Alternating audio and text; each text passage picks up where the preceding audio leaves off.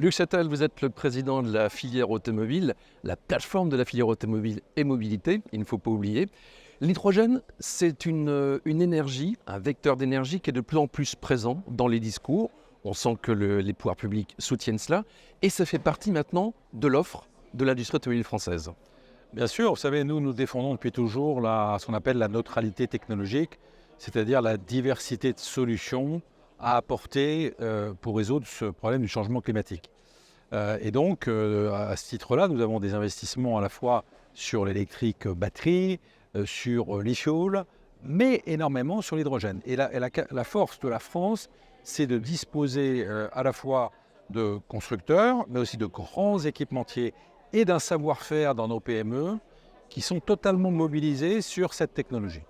Les deux constructeurs français sont présents, proposent des utilitaires, et ça c'est une première mondiale, c'est les seuls à faire ça. Oui, absolument, ils ont cru très tôt à l'hydrogène, et ils ont des partenariats qui sont différents l'un de l'autre, mais ce qui est très intéressant pour la filière automobile, c'est que nous avons nos grands équipementiers qui sont énormément impliqués sur cette technologie. J'étais chez Plasticomnium vendredi dernier. Quand vous regardez le centre d'innovation de Plasticomnium, en 3 ans seulement, on est passé d'une entreprise qui fabriquait des réservoirs à carburant en plastique et qui maintenant fabrique des réservoirs à hydrogène en fibre de carbone. Et ils ont investi des centaines de millions. Complètement, en France, dans leur centre d'innovation et maintenant dans leur nouvelle usine.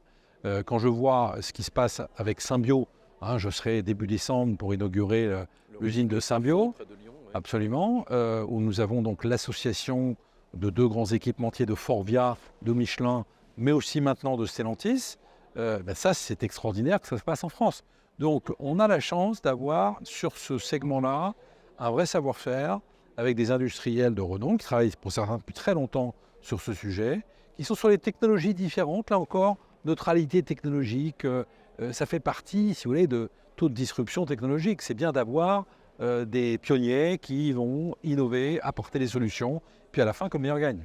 Ce sont des emplois, ce sont des gigafactories, donc c'est une façon de relocaliser en France et de produire avec la valeur ajoutée. Bien sûr, quand je vois l'ouverture de l'usine Plasticomnium, quand je vois Symbio, quand je vois Forvia, quand je vois à la fois d'un côté les investissements dans les réservoirs, mais aussi de l'autre côté les investissements dans la pile à combustible, oui, ce sont des investissements très importants.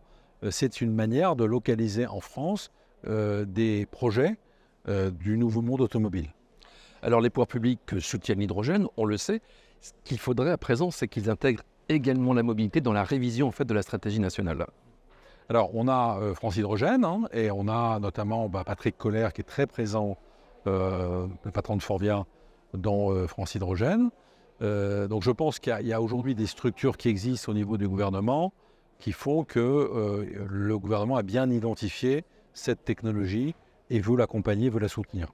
Alors dans un sujet, c'est le fléchage de la production d'hydrogène vert à destination de la pile à combustible et de la technologie automobile.